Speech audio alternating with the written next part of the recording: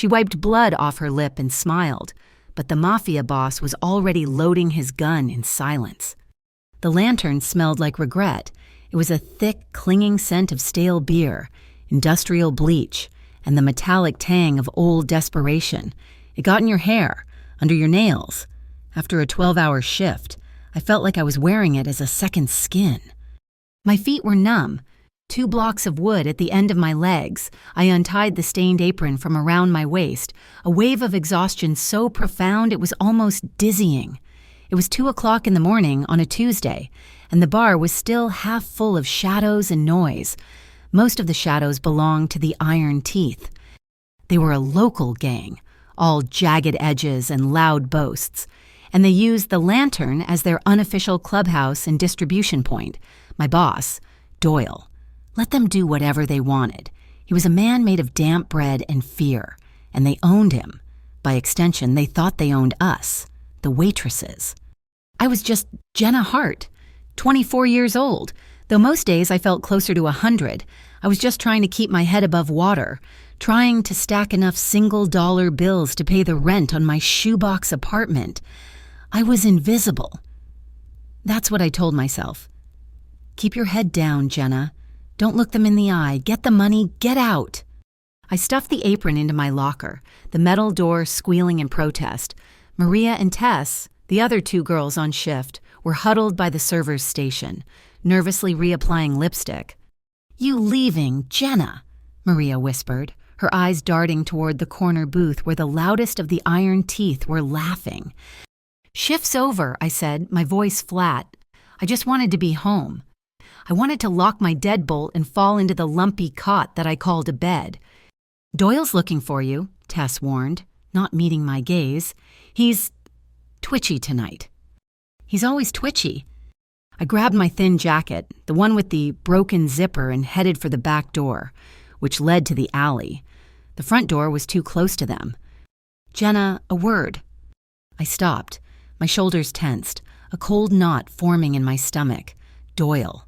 And he was blocking the hallway, his round face slick with sweat despite the bar's weak air conditioning. "I'm clocked out, Doyle," I said, trying to edge past him. He put a damp hand on my arm, stopping me. "Look, Jenna, I need you to do me a solid, a real solid." I knew that tone. It was the tone he used when he was about to ask me to swallow a piece of my soul. I looked past him, into the main room. In the big corner booth, a man named Cutter was watching us. He was the worst of them, big, mean, and drunk on the cheap power the gang gave him. He raised his glass to me and grinned, showing a row of crooked, stained teeth. "Cutter, he likes you," Doyle whispered, his eyes pleading. "He just wants to have a drink with you, in the back room. Be nice. Jenna, he's an important guy. We need their business." Be nice. The 2 ugliest words in the English language. It was code. Code for let him put his hands on you. Code for laugh at his jokes. Code for don't make a sound if it hurts. A familiar, cold rage started to burn deep in my chest. It was the only thing I had left that was truly mine. I was tired. I was so goddamn tired of being nice. "No," I said. It was quiet, but it was final. Doyle's face crumpled. "Jenna, please, don't make this hard. He'll be angry." "I am clocked out," I said again, louder this time. I yanked my arm free of his sweaty grip and pushed past him. I made it 3 steps toward the alley door. "Where you going, little mouse?" Cutter's voice boomed across the bar. The music seemed to dip. I felt the air change. I didn't turn around. I just kept walking. He was fast for a big man. His hand clamped down on my shoulder, spinning me around. The smell of cheap whiskey and body odor hit me like a wall. "I said," he slurred, his face inches from mine. "Where you going?" "Home," I said, my voice shaking but cold. I tried to pull away. "I don't think so." His grin vanished. "You're gonna come have that drink," the boss said. I said no. I saw the punch coming, but I was too slow, too tired. It wasn't a slap. It was a full-fisted, blinding impact. His knuckles connected with my mouth, and my head snapped back. My vision went white, filled with flashing stars. I tasted copper and salt immediately. I staggered, hitting the wall. Before I could catch my breath, he grabbed a fistful of my hair and dragged me through the hallway. "You think you're better than us?" he snarled, yanking my head back. I didn't scream. I wouldn't give him the satisfaction. He kicked the alley door open and threw me out. I landed hard on the wet pavement, the gravel biting into my knees and the palms of my hands. The cold night air was a shock. The alley smelled like garbage and urine. He stood over me, silhouetted against the dim light from the bar. "You're trash, Jenna, just like all of us. You forget that again. I'll do more than split your lip." He hit me again, a hard backhand across the cheek that sent me sprawling onto my side. My ear rang, a high-pitched whine. He loomed for another second, then laughed, a short, ugly bark. He spat on the ground near my head. "Useless bitch." He turned and went back inside, letting the metal door slam shut, plunging the alley into near darkness. I lay there for a minute, or maybe it was 5. The world was spinning. My whole face throbbed, a deep, pulsing ache. The blood was running from my lip, down my chin, dripping onto my jacket. I stayed down until the spinning slowed. Every part of me wanted to stay there, to just dissolve into the grime and disappear. But that cold, hard thing in my chest wouldn't let me. Slowly, painfully, I pushed myself up onto my hands and knees. My reflection stared back at me from a murky puddle. My left eye was already swelling, and my lip was split wide open.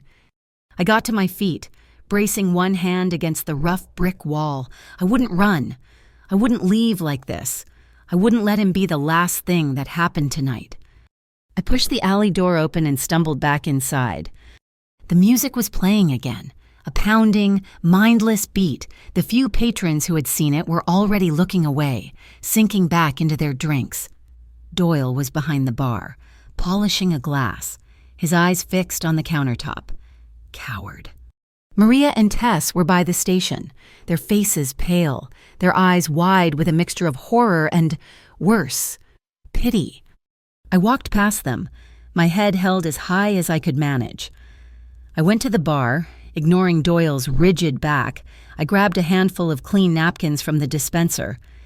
I pressed one to my mouth. It came away soaked in red. I wiped the blood from my chin. I could feel my lips swelling, turning my mouth into a clumsy, numb thing. I looked over at Maria and Tess. They looked like they were about to cry. I forced my mangled mouth into what I hoped was a smile.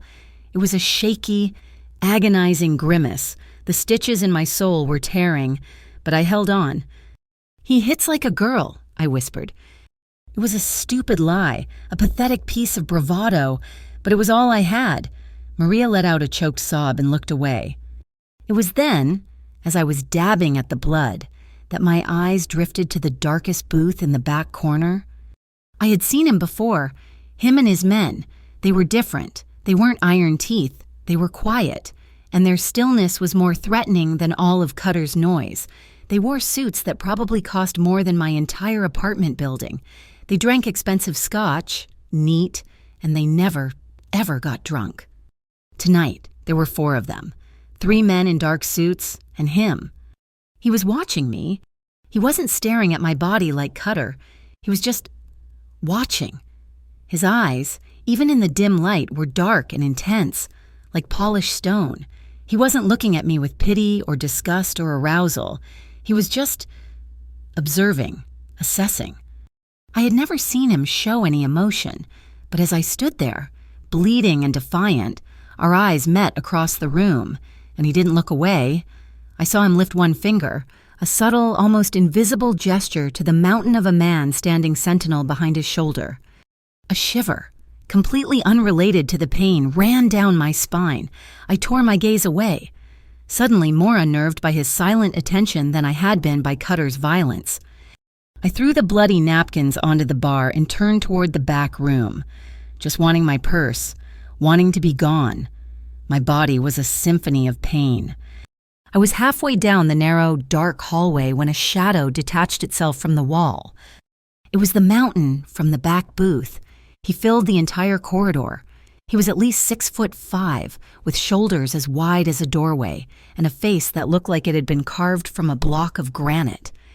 I flinched, stopping dead. Jenna Hart. His voice was a low rumble, like gravel pouring into a grave. What? My voice was a croak. Was he here to finish the job? You're done for the night, he said. It was not a question. Come with me. I don't know you. I tried to back away, but my legs were trembling too badly. I need my purse. I need my tips. Your tips are irrelevant. He took my arm. His grip wasn't brutal like Cutter's. It was impersonal, solid, and absolutely final. It was the grip of a man moving a piece of furniture, not a person. Let go of me, I protested, my voice high with a sudden, sharp panic. I'm not going anywhere with you. We are not here to hurt you, he rumbled, his voice devoid of any emotion. We are here to help. He didn't wait for my agreement. He simply turned and began to walk, and his grip on my arm meant I was coming with him. He propelled me back through the bar. We walked right past Cutter's booth. Cutter saw us, and his drunken grin faltered. He started to rise, a flicker of confusion and anger in his eyes. Hey, where are you taking? The Mountain didn't even slow down. He just looked at Cutter, a flat, dead-eyed stare. Cutter stopped, his mouth half open. He slowly, very slowly, sat back down. Even Doyle, who had been frantically wiping the same glass, froze. His eyes were wide with terror, but not at me, or for me. He was terrified of the man holding my arm. The cold night air hit me again. This time on the street out front, a black sedan was idling at the curb, the kind of car that looked like a block of polished obsidian. It was spotless. The Mountain opened the back door. Get in. Where? Where are you taking me? I whispered, my fight draining away, replaced by a deep, cold dread. You're bleeding. You need a doctor. I was too dazed, too sore, too confused to resist. The fight was gone. I just got in. The door shut with a heavy, expensive thump, sealing out the sounds of the city. The inside smelled like rich leather and nothing. Just clean, sterile. The Mountain got in the driver's seat, and we pulled away from the curb, silent and smooth. We drove for maybe 15 minutes. I didn't recognize the streets. My head was throbbing in time with the engine. We pulled into a spotless underground garage, and the gate rolled shut behind us, locking us in. Where am I? Asked again, my voice small. A clinic, was all he said. He led me to a private elevator, which opened directly into a pristine, white waiting room. There was no one else here. A woman in crisp white scrubs was waiting for us. She didn't look surprised to see a bleeding girl being escorted by a giant at 2:30 in the morning. This way, dear, she said, her voice professional and kind. She led me to a room. It wasn't a hospital room. It was like a luxury hotel suite. There was a plush chair, a private bathroom, and a flat-screen television on the wall. Let's get you cleaned up, she said, gently helping me onto the examination bed. This will sting. It did. The antiseptic on my split lip felt like fire, but I bit back the cry. She was gentle, her hands quick and practiced. You're very lucky, she said, peering at my cut. It's clean, but it's deep. You'll need a few stitches.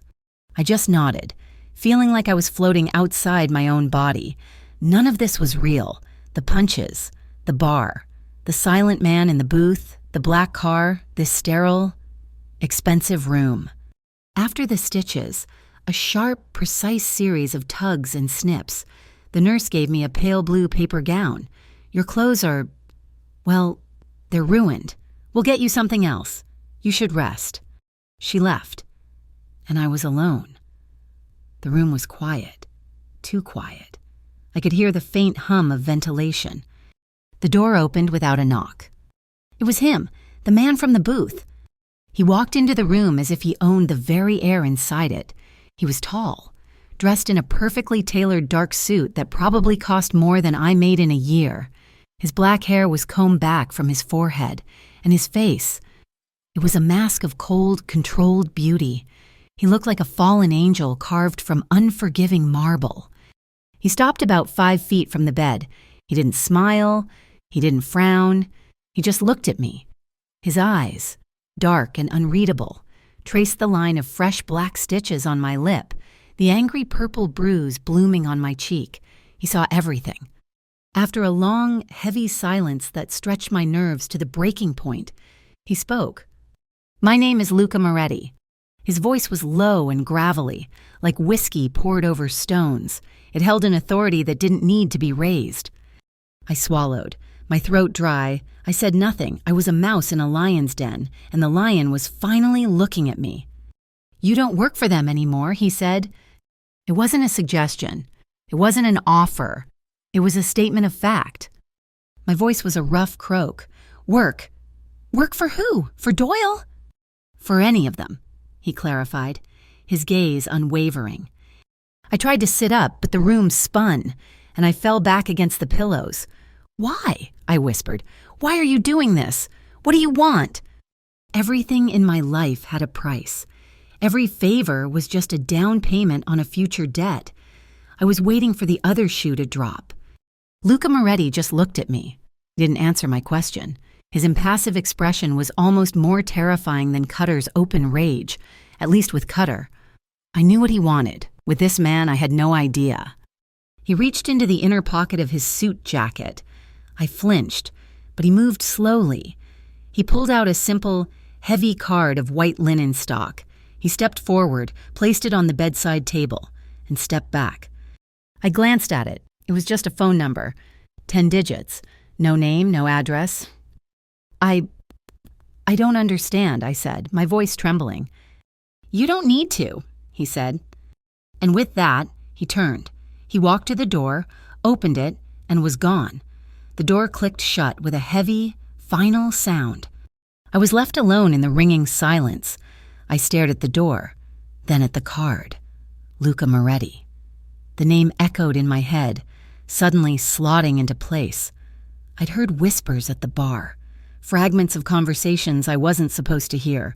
The iron teeth were street trash. This man was the real power, the kind of power that didn't need to be loud, the kind of power that could make a man like Cutter sit down with a single look. I lay back against the pillows. The sheets were impossibly soft, a thread count I couldn't even guess. They smelled like lavender and bleach. My old clothes, the ones stained with blood and bar grease, were gone. I was in a cage, a very clean, very sterile, very expensive cage. But I was safe. The thought was so foreign, so utterly alien, that it broke something deep inside me. I hadn't been safe I couldn't remember. Not since I was a kid. Not since I ran away. My life had been a series of flimsy locks and men who knew how to break them. The tears started. They weren't the loud, desperate sobs of pain. They were silent, hot tears that slipped from the corners of my eyes and tracked into my hair. I cried for the punch. I cried for Doyle's cowardice. I cried because I was absolutely bone-deep terrified of the man who had just left my room. And I cried because for the first time in maybe 10 years, I was in a room with a locked door, and I knew, with an unshakable certainty, that no one was going to come through it to hurt me. I curled onto my side, the split lip throbbing, and I cried myself to sleep. I woke up to the smell of lemons and the blinding white of sunlight pouring through a window that was at least 10 feet tall. My body ached, a deep, resonant throb that started in my face and radiated outward. For a second, I was back in the alley, the gravel biting my palms, the reek of garbage in my nose. But these sheets were too soft, the thread count impossibly high. I sat up too fast, the room spun, and I grabbed my head. This wasn't the clinic. The clinic was sterile and small. This was a palace. The room was huge, decorated in shades of cream and charcoal. The bed I was in could have fit 4 of me. A set of clean clothes, a soft gray t-shirt and black sweatpants, was folded neatly on a chair. My blood-soaked jeans and jacket were gone. The door opened, and I flinched, pulling the thick comforter up to my chin. It was a woman. Not the kind nurse. This one was older, maybe in her late 50s, with steel gray hair pulled into a severe bun. She wore a simple black dress and an expression that looked like it had been carved from hardwood. "You are awake," she stated. She carried a tray with a glass of water, some toast, and a small white cup with 2 pills in it, for the pain. "Where am I?" My voice was a rasp. My lip was tight with stitches, the skin around my eye a tender, swollen purple. "You are in a safe house apartment," the woman said, setting the tray on the nightstand. She didn't look at me. She looked at the tray, straightening the napkin. "Mr. Moretti has arranged for your protection." Protection? The word sounded like a joke. Protection from what? "From the men who hurt you, and from the world, until he deems it safe." She finally met my gaze. Her eyes were a flat, indifferent gray. "My name is Carla. I am here to assist you. The apartment is secure. The elevator will not operate without my key. You are not to leave." A gilded cage, a prison with a skyline view. "So I'm a prisoner," I said, the cold, familiar rage starting to burn away the fog of pain. "You are protected," Carla corrected me, her voice final. She turned and walked to the door. "Eat, the bathroom is through there. I will return in the afternoon." The door clicked shut, the sound of the lock sliding into place echoing in the vast, silent room. I was alone. I stayed in that bed for an hour, just listening. The only sound was the distant, muffled hum of city traffic. So far below, it sounded like the ocean. My life was a series of locked rooms, but this one was different. I forced myself out of bed, my muscles screaming. The 2 pills were probably painkillers. I dry swallowed them and drank the entire glass of water. I explored my prison. It was a full apartment, high up in a glass tower that overlooked the entire city. It had a kitchen with a stainless steel refrigerator stocked with food I didn't recognize, a living room with a massive black leather couch and a television the size of my old apartment's wall, and windows everywhere, showing the world I was no longer allowed to be a part of. The luxury of it all was suffocating. It felt like a trap, a way to make me soft, to make me forget the alley. But I couldn't forget. I splashed cold water on my face in a bathroom made of marble and glass. I looked at the stranger in the mirror. The bruise had blossomed overnight, a sickening rainbow of purple, black, and yellow that painted the left side of my face. My lip was swollen and grotesque, the black stitches stark against the angry red skin. This was what No got me. This was the price of my pathetic, stupid pride. And as I stared at my own broken reflection, the past came bubbling up, hot and acidic. I saw a different locked door, a cheap, particle board one with a fist-sized hole near the knob. I saw my stepfather, Mark, his face red and slick with sweat, the smell of cheap beer on his breath. I was 15. He was telling me to be nice to his poker buddies. He had that same look in his eyes that Doyle had, that weak, desperate, pleading look of a man willing to sell pieces of someone else to save himself. I had said no then to the memory of the slap, the feeling of his hand grabbing my shirt, the scream that I'd choked down. It was so vivid my knees buckled. I grabbed the marble counter to stay upright. I had run that night. I'd climbed out my bedroom window with a backpack and $26. I'd been running ever since, for 9 years.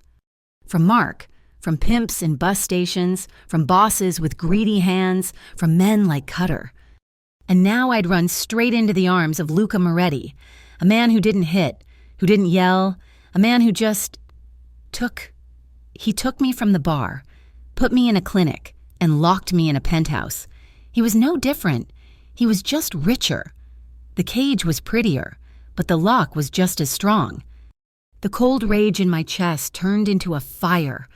I would not be this man's pet. I would not be his broken bird. I spent the next 2 days pacing. Carla came and went, bringing food I barely touched, speaking only when spoken to. The silence was maddening. I tried the doors, locked, the elevator, dead. On the 3rd morning, I heard it, the ding of the private elevator. My heart hammered against my ribs. I stood in the middle of the living room, my hands clenched into fists, my body vibrating with a fear that was almost indistinguishable from fury. The elevator doors opened. Luca Moretti stepped out. He was wearing another perfect suit, this one a deep charcoal gray. He looked like he was on his way to a billion-dollar board meeting, not visiting his new prisoner. His bodyguard, the mountain who had taken me from the bar, stayed by the elevator, his arms crossed. Luca walked into the living room, his expensive shoes silent on the thick rug. He stopped a few feet away, his dark eyes doing that same assessment, tracking the healing bruise on my face, the stitches on my lip. "You look better," he said, his voice a low rumble. "I'm a prisoner," I spat, the words tasting like venom. He didn't react. He didn't raise an eyebrow. He just watched me. "What is this? Luca? You rescue me just to lock me up in your sky palace?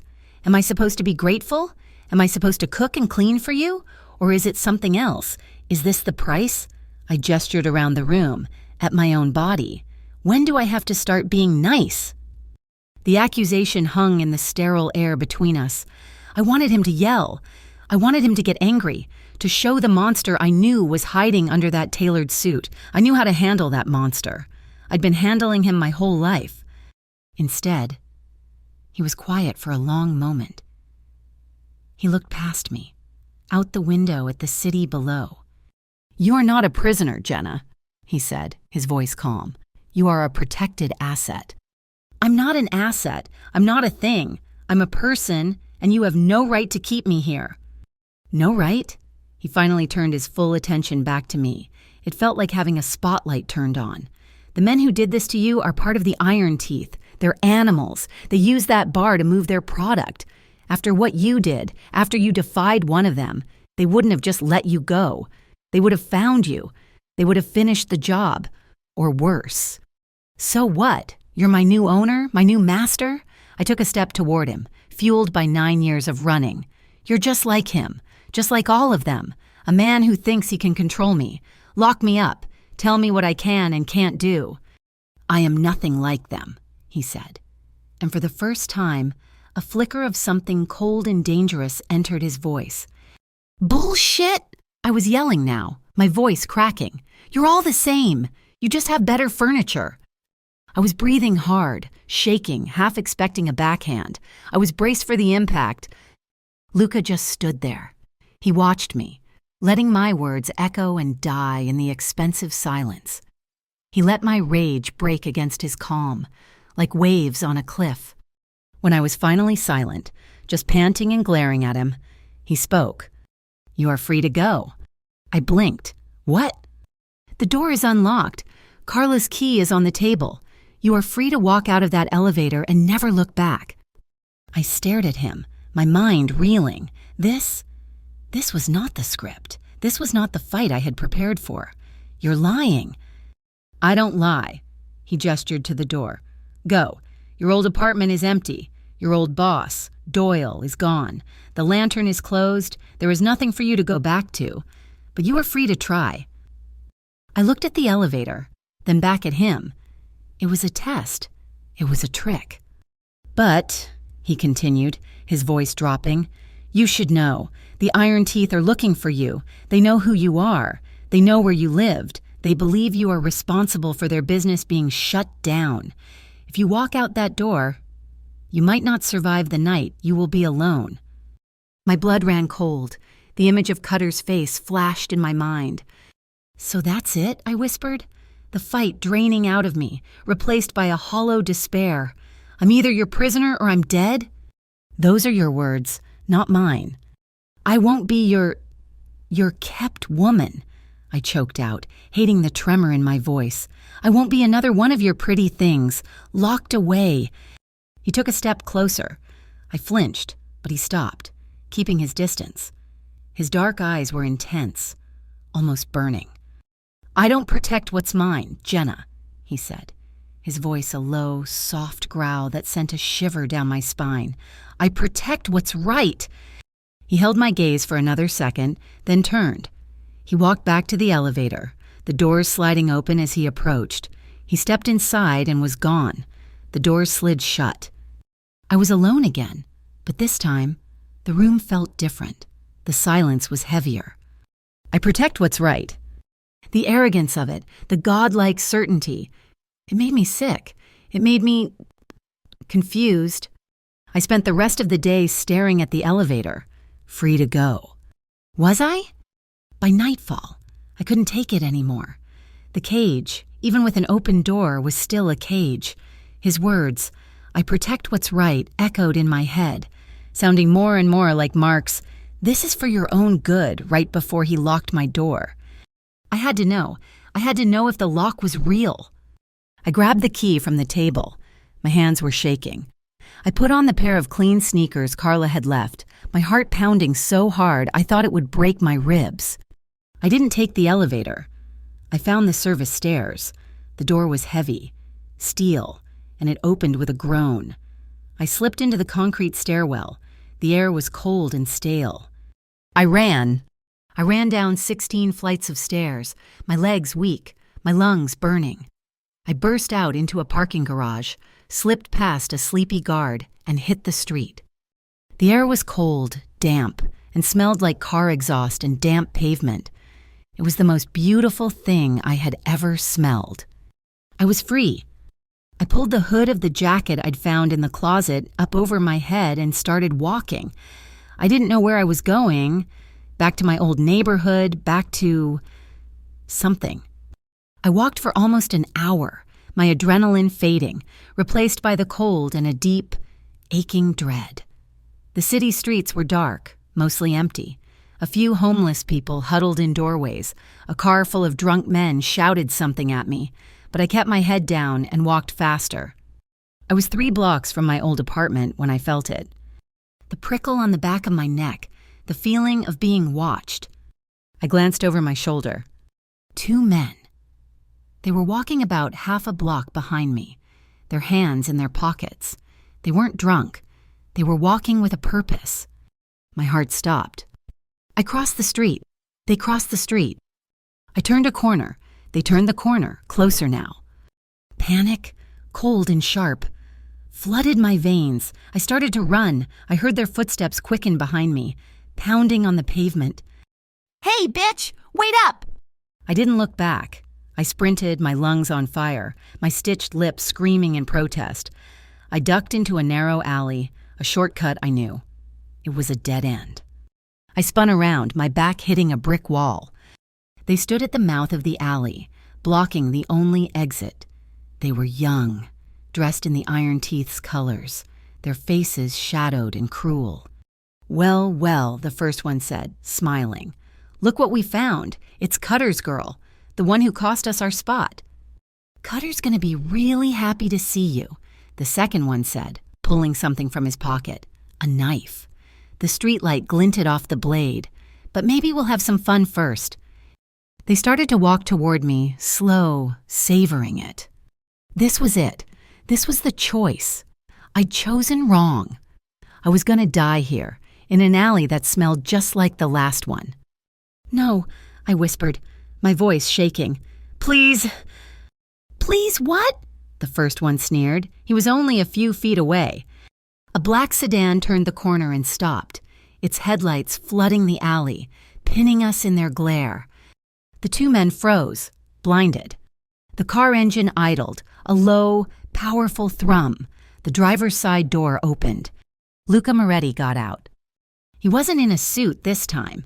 He was wearing dark jeans and a black jacket, but he still looked as out of place as a panther in a dog pound. He looked at the 2 men, then at me, huddled against the wall. His face was a mask of cold, controlled fury. That's Moretti." One of the men stammered, his bravado gone. We ain't doing nothing, Mr. Moretti," the one with the knife said, his hand trembling. "Just talking to the girl." Luca ignored him. He looked at me. "Are you hurt?"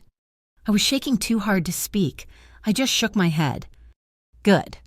He turned his attention back to the 2 men. He walked toward them, his steps measured and silent. "She's with me," he said, his voice flat.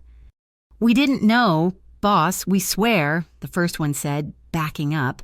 "We just—" Cutter said— "Cutter," Luca said, the name sounding like a curse. The second man, the one with the knife, made a mistake. He was nervous, twitchy. He half raised the blade as if to defend himself. It all happened in a second. Luca moved. There was a dull, heavy thump. It wasn't loud like a movie gunshot. It was a heavy, sickening sound. The man with the knife screamed, a high-pitched shriek, and collapsed, clutching his leg. Dark blood pulsed between his fingers. The other man stared in horror, frozen. Luca didn't even look at the man on the ground. He leveled his gaze at the one still standing. He was holding a gun, low, by his side. "Run," Luca said, his voice a calm, deadly whisper. "Go back to what's left of your crew. You tell Cutter. You tell all of them. If anyone so much as looks at her again, I burn the whole crew to the ground." The man nodded frantically, his eyes wide with terror. "Yeah, okay, Mr. Moretti, I will." "Get him," Luca nodded at the screaming man on the pavement, "and get out of my sight." The standing man grabbed his wounded friend under the arms and started to drag him. Scrambling out of the alley, their footsteps echoed, one frantic, one a pathetic, bleeding scrape. Then silence. It was just me and Luca, and the distant sound of sirens. He put the gun away, tucking it into the back of his jeans. He walked toward me. I was still pressed against the wall, my legs gone, my whole body shaking in the violent aftermath of the adrenaline. I was going to be sick. I slid down the wall, my knees giving out. He caught me before I hit the pavement. The dam broke, the terror, the rage, the confusion, the humiliation. It all came out in one jagged sob. I buried my face in my hands and I cried, ugly, gut-wrenching sobs that tore out of my chest. Luca didn't say, "I told you so," and he didn't say anything. He just held me. He knelt in the grime of the alley, pulled me against his chest, and held me while I fell apart. He was solid and warm. He took off his own jacket and wrapped it around my trembling shoulders. It smelled like leather and something clean and masculine. He held me in silence until the sobs quieted into shudders. "Let's go home," he said, his voice soft. He helped me to my feet, one arm securely around my waist, and guided me to the black car. He put me in the passenger seat and got in beside me. The car was warm. We drove in silence. I just stared at my hands, still shaking. I was wrapped in his jacket, a defeated, pathetic mess. He had been right. He had been right about everything. We got back to the penthouse. He led me from the elevator to the big leather couch. He sat me down, then disappeared into the kitchen. He came back with a glass of water and 2 of the painkillers. I took them wordlessly. He sat in the chair opposite me, not too close, and just watched me. The silence stretched. I had to know. I had to ask the question that had been burning a hole in my mind since that first night. Why? My voice was a broken whisper. Why me? Why do any of this? The clinic, the stitches, this apartment, that... I nodded toward the door, toward the alley. I'm a waitress. I'm nobody. Luca leaned forward, his elbows on his knees. His dark eyes searched my face. He looked at the bruise, at the stitches. "You're not nobody," he said, his voice a low growl. "You're the girl who got punched in the mouth, dragged into an alley, and walked back in." He paused, and his expression, it wasn't cold anymore. It was something else, something dark and painful. "You stood there," he said, "bleeding, and you smiled." I remembered that, the shaky, defiant grimace I'd given Tess and Maria. "That's why?" I asked, confused. "Because I smiled?" "No." He shook his head slowly. "Because when he hit you, everyone else in that bar looked away, including me." He looked down at his hands, his jaw tight. "And someone should have stopped them sooner." The words hit me like a physical blow. Someone should have stopped them sooner. It wasn't about me being special. It was about him. It was about his sister. It was about the one time he had looked away, and something terrible had happened. He looked back up, and the gap between us suddenly felt charged, electric. He saw it, the thing that had just clicked into place in my head. He stood up, walked over to the couch, and knelt in front of me, just as he had in the alley. He was so close I could feel the heat radiating off him. He raised one hand slowly, as if not to spook me. He was giving me time to pull away. I didn't. His fingers were warm. He gently, so gently, brushed his thumb over my unbruised cheek. His touch was hesitant, reverent. It wasn't the grip of an owner or the pawing of a drunk. It was something new. His gaze dropped to my mouth, to the split, stitched-up lip. He traced the line of the stitches with the pad of his thumb, a touch so light it was barely there. "Does it hurt?" he whispered. "Yes," I breathed, but it wasn't just my lip I was talking about. My heart was going to beat its way out of my chest. I was terrified, but not of him hitting me. I was terrified of this tenderness. He didn't move. He just watched my mouth, his own parted slightly. I was the one who leaned in. It was a tiny movement, a fraction of an inch, but it was all the permission he needed. He met me halfway. His mouth touched mine. It wasn't a kiss of passion or of demand. It was slow, breathless, hesitant. His lips were soft, warm, and they brushed against mine with an agonizing gentleness. Careful of my wound, it was a question. It was an apology. It was a promise. I let out a shaky breath, and my eyes fluttered shut. My hand came up, not to push him away, but to rest on his shoulder. I felt the hard muscle beneath his shirt. The kiss lasted only a moment, a single, perfect, terrifying moment. He pulled back, just an inch. His forehead rested against mine. We were breathing the same air. His thumb was still on my cheek, and his dark eyes were looking straight into mine. And for the first time, I wasn't looking at a monster. I had no idea what I was looking at. And I knew, in that instant, that I was in more danger than I had ever been in my life. That kiss changed the air. It was like a switch had been thrown, illuminating all the dark corners of the room, of my life, and showing me what was really there. The gilded cage was still a cage, but the man who held the key was just as trapped as I was. In the weeks that followed, a new, strange routine began. Luca was a ghost. He would be gone when I woke up. The only evidence of his presence, a fresh pot of coffee brewing in the kitchen. He would return late, long after I had gone to bed, and I would only know he'd been there by the sound of his shower running or the scent of the night air that clung to his suit jacket, which was always thrown over the same chair. He was waging a war. I knew that. A quiet, invisible war. I didn't see it, but I felt its tremors. The iron teeth, the gang that had once been a loud, obnoxious presence in my old neighborhood, had gone silent. Their dealers vanished from the corners. Their hangouts were shuttered. I read in a newspaper, one of the many Carla now provided, that a string of their known businesses had been closed down, one after another, for tax violations or health code infractions. Luca never spoke of it. He was shielding me, just as he had that first night. When I asked him what was happening, he would just look at me with those dark, unreadable eyes, touch my cheek, and say, "You are safe." Safety was a foreign concept, and it left me with too much time to think. The silence of the penthouse was deafening. My own reflection was my only companion for hours on end, and the past was a relentless ghost. Luca must have seen it. He must have recognized the look of a person pacing a cage, because one afternoon, a new woman arrived. She was not like Carla. Her name was Dr. Alani. She was warm, wore colorful scarves, and had the kindest eyes I'd ever seen.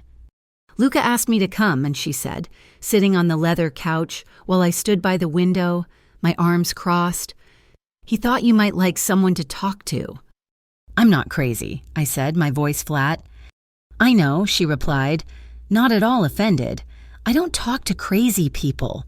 I talk to people who have been through things, people who are strong." I met with her twice a week. At first, I said nothing. I just stared out the window. But she was patient. She just sat there, sipping her tea, and waited. And on the third visit, I started to talk. I told her about Mark, about the locked door, the smell of cheap beer. I told her about the 9 years of running. I told her about the alley, and I told her about Luca, about the kiss, about the terror and the confusion and this awful, tangled feeling of gratitude that felt like a chain. "You've been in survival mode for almost a decade, Jenna," she said, her voice gentle. "You don't know how to just be. You're waiting for the other boot to drop, because in your world, it always has." She was right. I was restless. I had all this energy, this coiled-up fear, and nowhere to put it. I started with the kitchen. I couldn't stand Carla's silent, efficient service anymore. "I'll cook," I told her one evening. Carla raised a severe eyebrow. "Mr. Moretti does not require that of you." "I require it of me," I snapped. So I cooked. I organized the pantry. I scrubbed floors that were already clean. I rearranged the books on the shelves. I needed a purpose. I needed to feel my hands doing something that was not trembling, or wiping away blood, or clenching into fists. I needed to reclaim some small piece of my life. Luca's war, however, was not as quiet as he thought. He had moved me from the secure apartment to his own penthouse. It was a floor above, larger, more personal. It was where he lived. It was a sign of something, trust, possession, I wasn't sure. His inner circle was here more often. The mountain, who I learned was named Nico, was a constant presence by the elevator. And there were others, lieutenants, capos, men with hard faces and expensive suits called him boss. One afternoon, Luca was in his office, the heavy doors closed, taking a call. I was bringing a tray of coffee, my choice, not in order, to Vinny and another lieutenant, Angelo, who were waiting in the living room. Vinny was sharp, thin, and always looked like he was chewing on lemons. Angelo was older, broader, quieter. As I rounded the corner, I heard Vinny's voice, a low, angry hiss. "It's a mistake, Angelo. I'm telling you. The whole thing. He's risking a war with the whole South Side for some girl. She's a liability." "She's his liability," Angelo rumbled. "Not ours. Watch your mouth. Vinny, he'll hear you." "I don't care," Vinny snapped. "We've lost 3 drop points. Cutter and his crew are animals. They're unpredictable. And now, because this Patana got a fat lip, we're cleaning up the streets. It's not our job. It's bad for business." I froze. The porcelain cups rattled on the tray. They both looked up. Vinny's face went pale, then hardened into a sneer. Angelo just looked weary. I didn't say anything. I just placed the tray on the coffee table, my hands perfectly steady, and walked away. But their words followed me. Some girl, a liability, putana. I locked myself in the bathroom and leaned against the cold marble, my heart hammering. They were right. Men were losing money, losing. Whatever it was they lost, they were risking their lives because of me. Because I was too proud to be nice to Cutter. Because I was too weak to stay away from Luca. I was the cause. I was the wound that was getting everyone infected. The old instinct, the one that had kept me alive for 9 years, screamed at me, "Run." I waited until I knew Luca was gone. It was late. Past midnight, I packed a small bag, a change of clothes, the cash I'd had in my old apartment, which Carla had returned to me, washed and folded, and a pair of sneakers. I was at the elevator, my hand on the call button, when his voice came from the darkness of the living room. "Where are you going, Jenna?" I jumped, spinning around. He was sitting in an armchair, in the shadows. I hadn't even heard him come in. "I'm leaving," I said, my voice trembling. I clutched the bag to my chest. "I see that." He didn't move, but his voice was heavy, weary. "You were just going to walk out after last time?" "Last time you were right," I said, my throat tight. "The iron teeth were looking for me, but they're not the problem anymore, are they?" "I am." He stood up then, walking slowly into the dim light from the window. He had taken off his suit jacket and tie. His white shirt was rumpled, the sleeves rolled up his forearms. He looked exhausted. "What are you talking about?" "I heard Vinny," I burst out, the words hot and angry. "I'm a liability. I'm some girl you're risking a war for. I'm the reason your men are in danger. I won't be that. I won't be the reason anyone else gets hurt." I saw his jaw tighten. "Vinny is an idiot, and he will be dealt with." "It doesn't matter if he's an idiot. He's right." I took a step back, closer to the door. "I've been this person before. Luca, the person who causes problems just by existing. I ran from my stepfather for the same reason. I am not going to be your weakness." "You are not my weakness," he growled, taking a step toward me. "Then what am I?" I shouted, my voice cracking. "Your pet, your good deed, your putana." The word ugly and sharp hung in the air. His face went cold. He crossed the distance between us in 2 strides. He didn't grab me, but he stood so close I was pinned against the wall by his presence alone. "Don't you ever," he whispered, his voice shaking with a contained fury, "ever call yourself that, ever. It's what your men think." "I don't give a damn what they think." He put his hands on the wall on either side of my head, caging me in. He was close. So close I could see the flecks of gold in his dark eyes, the exhaustion etched in the lines around his mouth. "They don't know you.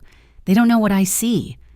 "And what do you see?" I whispered, my anger fading, replaced by that familiar, terrifying vulnerability. "A broken waitress? A charity case?" "I see." He stopped, his gaze dropping to my mouth. The stitches were gone, but a thin, pale scar remained. He reached up, his touch just as hesitant as it had been that first night, and traced it with his thumb. "I see the strongest person I have ever met." My breath hitched. I looked at him, really looked at him. He wasn't a mafia boss. He wasn't a killer. He was just a man, tired and carrying a weight I couldn't imagine. His shirt was unbuttoned at the collar, and I saw it. A scar, a pale, puckered line just above his collarbone, disappearing under his shirt. My hand came up, my fingers brushing against his skin. He flinched, just slightly, but didn't pull away. "You have scars, too," I whispered. His eyes closed for a brief second. "Everyone has scars, Jenna." "Not like that." My fingers traced the raised skin. "It was an old wound. What are you hiding, Luca? What's the real reason you keep me here? It's not just because I smiled. It's something else." He was silent for a long time. I could feel the tension in him, the war he was fighting with himself. "Tell me," I pleaded, my hand moving from the scar to his cheek. "I deserve to know. If I'm going to be this to you, I need to know." He opened his eyes. The cold mask was gone. In its place was a raw, aching pain that mirrored my own. He captured my hand, holding it against his face. "My sister," he said, his voice rough. "Her name was Elena." He let out a long, shaky breath and turned his head, his lips pressing into my palm. "She was 16. I was just starting out, making a name for myself. I was 22, and I thought I was a king. I was busy, too busy." He looked back at me, his eyes dark with a guilt that was almost suffocating. "And the iron teeth," he said, and his voice was pure venom. "They were small then, but just as dirty. They were running girls, trafficking. I knew, but it wasn't my business. It was street-level filth, beneath me." He let go of my hand and stepped back, turning away from me to look out the window at the glittering, uncaring city. "They took her from her school. She was just gone. I thought she'd run away. We'd had a fight. I was an arrogant bastard. I thought I had time. I waited 2 days to even look for her." He was clenching and unclenching his fists. "By the time I realized what had happened, by the time I tore the city apart, it was too late. We found her 3 weeks later. She wasn't my sister anymore. She died 2 days after that, in a clinic, just like the one I took you to." I felt the tears well in my eyes. I covered my mouth, a sob catching in my throat. "I couldn't save her. Jenna." He turned back to me, and his face was a mask of self-loathing. "I was a block away, making a deal. When they snatched her, I looked away, and I couldn't save her." He looked at my face, at the scar on my lip. "So, yes, when I saw that animal hit you, when I saw you stand up, bleeding, and I knew I had sat there and watched, I couldn't let it happen again. I couldn't look away again. He wasn't a monster. He was a ghost, haunted." "Oh, Luca," I whispered. I dropped the bag. It hit the floor with a soft thud. I walked to him, and this time, I was the one who was strong. I put my arms around his waist, pressing my face against his chest. I felt the powerful, unsteady beat of his heart. He froze, his body rigid. He was not a man who was used to comfort. "You saved me," I whispered into his shirt. "You didn't look away. You saved me." His arms came around me, slowly, then all at once. He crushed me to him, his face burying in my hair. I felt a shudder rack his entire body. He wasn't crying, but he was breaking. "Jenna," he breathed, his voice a broken thing. I tilted my head back. I looked into his pained, desperate eyes, and I kissed him. It wasn't hesitant this time. It was a lifeline. It was a collision. My mouth met his with a certainty that surprised us both. It was a kiss of shared pain, of understanding. His hands were in my hair, tilting my head, his mouth answering mine with a desperate, pent-up hunger that had nothing to do with sex and everything to do with need. He broke the kiss, his forehead resting against mine. "I don't know how to do this, Jenna," he rasped. I only know how to break things." "Then let's be broken together," I whispered. I kissed him again, and this time, it was different. It was slow. It was intense. It was a silent question. His hands moved from my hair, down my back, pulling me so close there was no air between us. I could feel the hard planes of his chest, the tension in his muscles. He lifted me, his mouth never leaving mine, and carried me from the hallway. I didn't know where we were going. I didn't care. He laid me on his bed. The room was dark, lit only by the city lights from the massive window. He pulled back, looking down at me, his eyes tracing every feature of my face. He was memorizing me. "I will not hurt you," he vowed, his voice thick. "I know," I said. He kissed my forehead, my bruised cheek, the scar on my lip. His touch was reverent. His hands were shaking. This powerful, dangerous man was afraid of hurting me. This was not an act of possession. It was an act of surrender. Slowly, deliberately, he began to shed his armor. He unbuttoned his shirt, his eyes never leaving mine. I saw the map of his life, the puckered scar on his collarbone, another, a thin white line across his ribs. I reached out and touched it. He sucked in a breath. I sat up and helped him. My hands were shaking, too. I pulled his shirt from his shoulders. I was shedding my own armor, my fear, my past. Our lovemaking was not the stuff of movies. It was not fast or practiced. It was slow. It was agonizing. It was a conversation held in touches and whispers and shared breaths. It was two broken people trying to find the whole pieces in each other. His hands on my skin were not a claim. They were a question. My hands on his were not a surrender. They were an answer. It was intense, a quiet storm of unspoken pain and a desperate, rising desire. His mouth on my neck, his whispers against my skin, his weight pressing me into the soft sheets. It was an anchor. I wasn't running. I was, for the first time in my life, exactly where I was supposed to be. It was a silent promise. I see your pain, and I am not running. The next morning, I woke up tangled in his arms. It was the first time in 9 years I'd woken up next to another person. I was terrified. But he was just watching me, his expression soft, unguarded. He looked peaceful. That piece lasted exactly 3 hours. He was leaving for a meeting. I watched him put on his suit jacket. It felt different now. I knew the man under the armor. He kissed me. A slow, deep kiss that tasted like coffee and promises.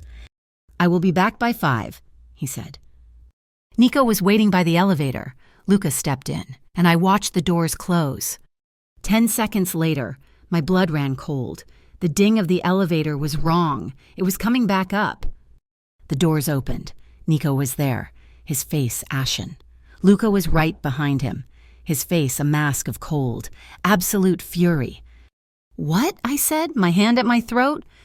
"Nico," Luca said, his voice deadly calm. Nico was holding a small, crude block of wires and putty.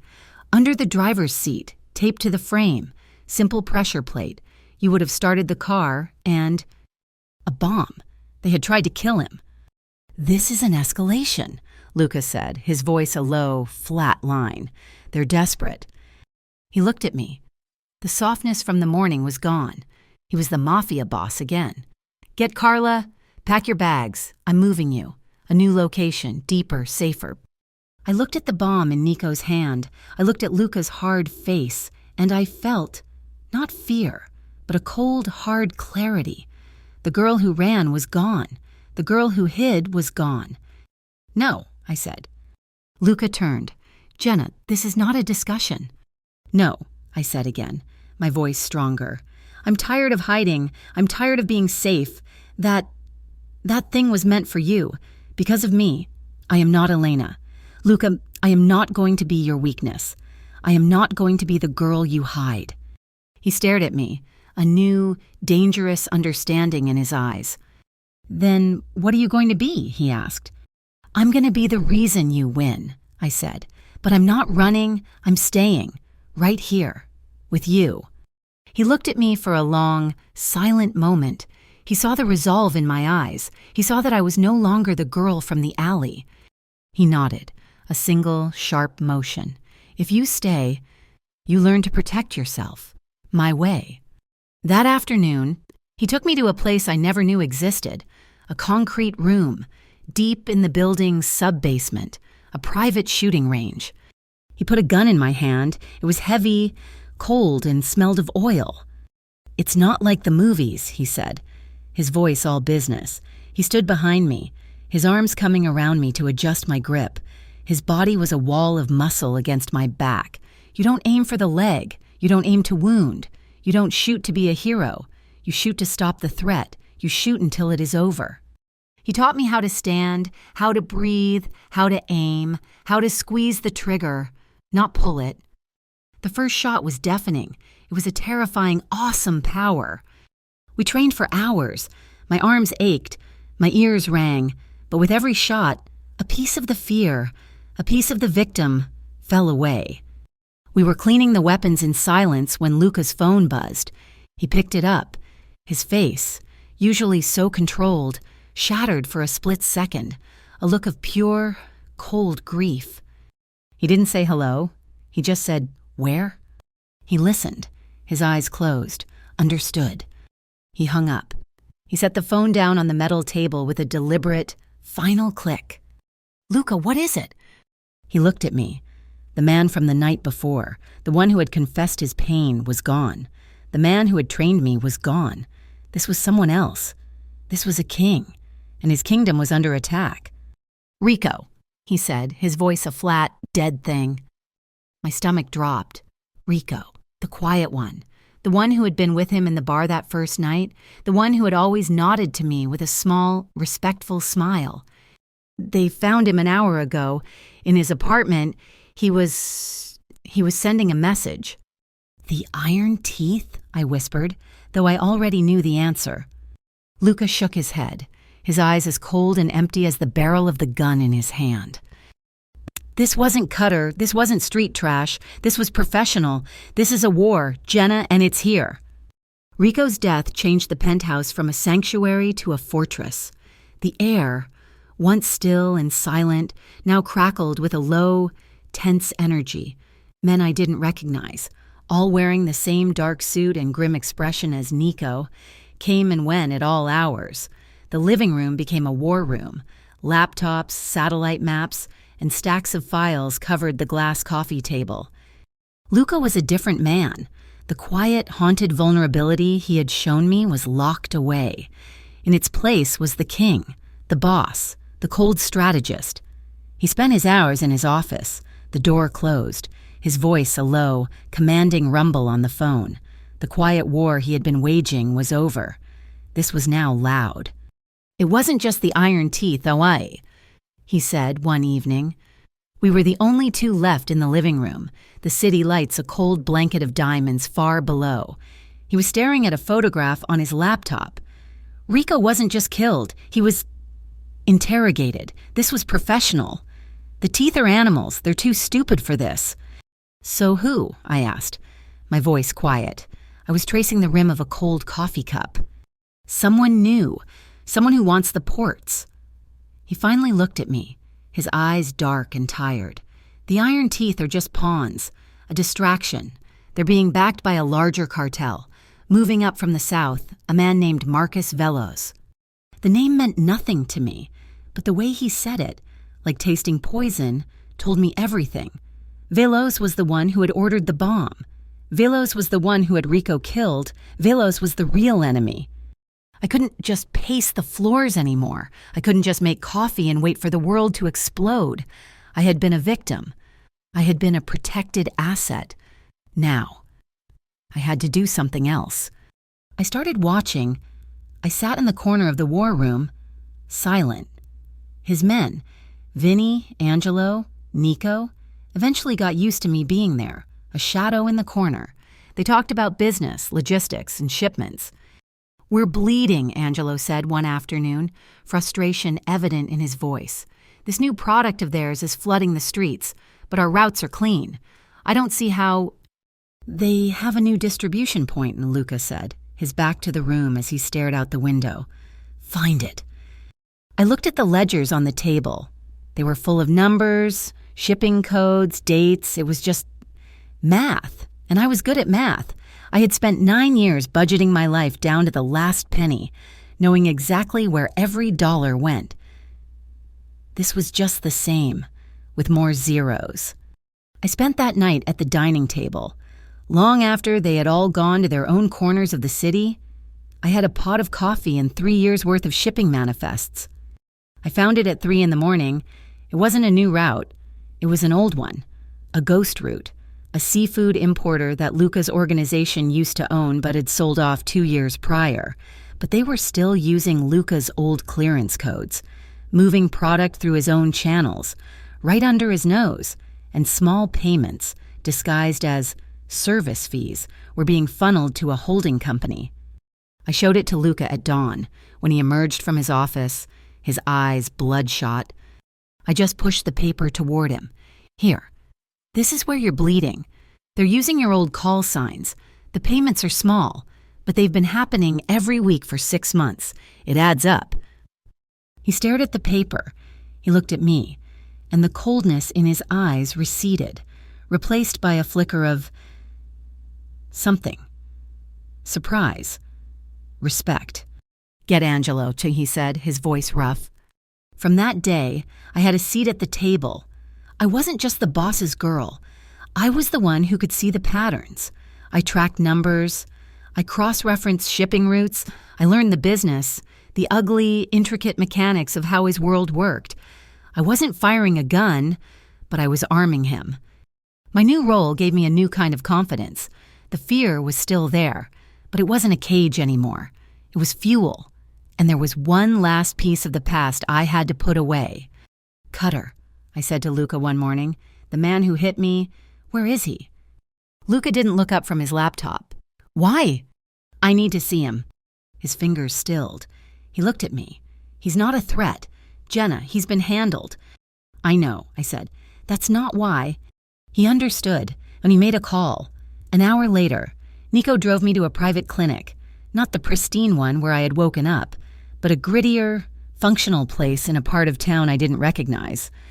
Nico waited in the hall. I walked into the room alone. He was in a hospital bed. His leg, the one Luca had shot in the alley, was in a cast, propped up on a pillow. He looked small, without his gang, without the noise of the bar. He was just a pathetic, sallow-skinned man with fear in his eyes.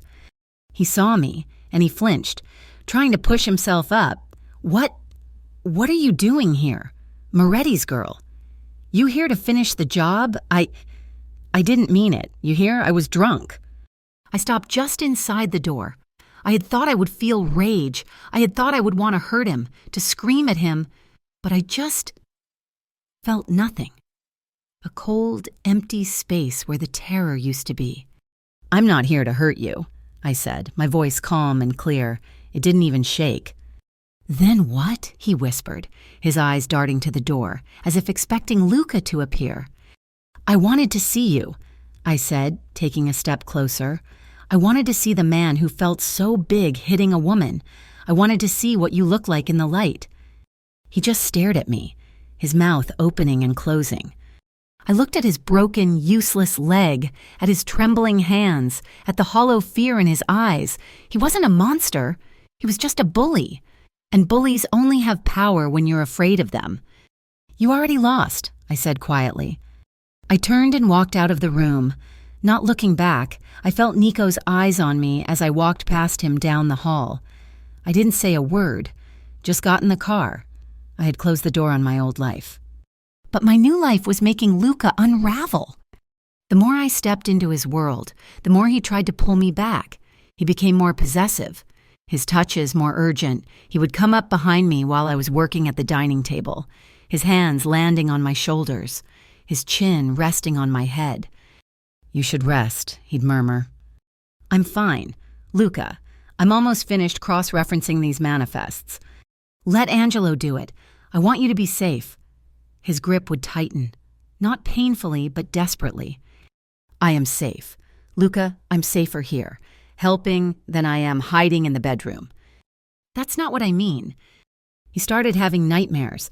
He would never admit it, but he would jolt awake in the middle of the night. His body rigid, his breathing ragged. He'd pull me against him, his arms a steel cage, and just hold me, his nose buried in my hair, until his heart slowed down. He was terrified of losing me. I wasn't just Jenna anymore. I was Elena. I was the person he was failing to protect. He was drowning in his own past, and he was trying to use me as a life raft. I can't lose you, he whispered one night, his voice thick with a sleep-fogged terror. I can't. Not again. The fear made him vulnerable, but it also made him more dangerous. The war was escalating. Vilas was testing him, pushing him, and finally, Luca found what he was looking for, the cartel's main warehouse down by the docks. This is it, he said to his men gathered in the living room. The sun was just a pale, gray rumor in the sky. We hit them tonight. We cut the head off the snake. Veloz's entire operation is in that building. We go in hard. We go in fast. We burn it to the ground. The room was filled with the sounds of men preparing for battle. The click of magazines being loaded, the snap of tactical vests. Luca was in his element. He wasn't the haunted man from the night. He was the king. He moved with a cold, deadly grace, putting on a bulletproof vest over his black shirt, checking his weapon with practiced, efficient movements. I watched him. My heart was a cold stone in my chest. This was it. This was the night that could end everything. He was going to walk out that door, and he might not come back. He finished. He turned, and he saw me standing in the doorway of the bedroom, his face softened for just a fraction of a second. Go back to bed, Jenna, he said, his voice quiet but firm. Nico and 2 others will be outside this door. Lock it. Do not open it for anyone but me. Do you understand? No, I said, walking toward him. His men, Vinny and Angelo and the others, tactfully looked away, grabbing their gear and heading for the elevator. Jenna, this is not the time, and he growled. I know. I stepped right into his space, my hands landing on his chest. I could feel the hard, unyielding plates of the vest beneath my palms. I could smell the gun oil and his clean, sharp scent. I'm not going to argue, My voice caught. I looked up into his dark, intense eyes. Come back to me, Luca, I whispered. His expression broke. The king was gone, and just for a second, my Luca was there, The man with the scars. He put his hand on the back of my neck, his fingers tangling in my hair, and he pulled me to him. His kiss was not the tender, hesitant kiss from the safe house. It was a hard, desperate, bruising kiss. It was a promise of war. It was a brand. It was him trying to memorize me, to take a piece of me with him. I kissed him back with everything I had, my fingers clenching his vest, trying to pour all of my strength, all of my fear, all of my everything into him. It was a silent, frantic promise. You are mine. I am yours. Come back alive. He broke away, his forehead resting against mine. We were both breathing hard. Lock the door, he whispered, his voice hoarse. This time it was a plea. I nodded. He kissed me one last time, a hard, fast press of his lips, and then he was gone. The elevator chimed, and he left. I locked the heavy steel door. I couldn't rest. I couldn't breathe. The penthouse was a silent tomb. I went to the war room. The laptops were still on, and a comms headset was sitting on the table. My hands were shaking, but I put it on. I flipped the switch. Static. Then voices. Alpha team in position. Bravo on the north side, we're set. I heard the muffled sound of an explosion. My heart stopped. Then, gunfire. A lot of it, not just pistols. It was a war. I listened, my hand over my mouth as I heard Luca's voice, calm and cold, cutting through the chaos. Vinny, flank left, pin them down. Clear, moving to the second floor. Angelo, hold the line. Do not let them circle back. He was alive. He was in control. I could breathe. I paced the room, tethered to the sounds of the battle. Then, everything went wrong. Contact! Heavy contact! They're coming from the roof. It's an ambush. The sound of automatic gunfire erupted, so loud it made my ears ring even through the headset. Where is Velos? Luca shouted. We don't. Boss, get down! A deafening explosion, then static, then screaming. Boss is down! Boss is hit! Vinny's voice high with panic. We're pinned! South Alley! We're pinned! Boss is hit! No. The world went silent. The blood drained from my face. Boss is down? I wasn't the girl who waited behind a locked door. Not anymore. I ran to the bedroom. My hands were steady. I opened the safe under the bed. The one he had shown me. The gun he had trained me with was there. I checked the magazine. Full. I grabbed a spare. I ran to the door. Miss Hart? Nico's voice, muffled. Is everything all right? Open the door, Nico, I commanded, my voice a cold, flat tone I didn't recognize. Ma'am, my orders are... I heard the comms, I said, my voice shaking now. He's hit. They're pinned in the South Alley. Open the damn door, Nico, or I'll shoot the lock. A pause, then the sound of the deadbolt sliding back. Nico stood there, his face ashen. Jenna, you can't... I'm not asking. I'm going... I pushed past him, gun in my hand, held low, just as Luca had taught me. The warehouse was only 6 blocks away. I knew the location. I had mapped it. I ran out of the building, my lungs on fire. I ran toward the sound of the gunfire. The street was chaotic. Black cars, men yelling. I cut through the main entrance, which was a smoking ruin, and saw the opening to the South Alley. I saw them. Luca was on one knee, behind a massive steel dumpster. He was bleeding from his side, a dark, spreading stain. He was holding his pistol, firing one-handed, keeping a man pinned down behind a stack of burning pallets. But he couldn't see. On a metal fire escape, 2 floors up and directly behind him, another man was there. He was dressed in black. He was taking his time. He was leveling a rifle, aiming it right at Luca's unprotected back. There was no time to shout, no time to think. All the training, all the hours. You don't aim to wound. You shoot to stop the threat. I raised the gun, 2 hands, just as he taught me. My body was shaking, but my hands were rock solid. Breathe, aim center mass. Squeeze. The gun kicked, deafening in the narrow alley. The man on the fire escape just folded.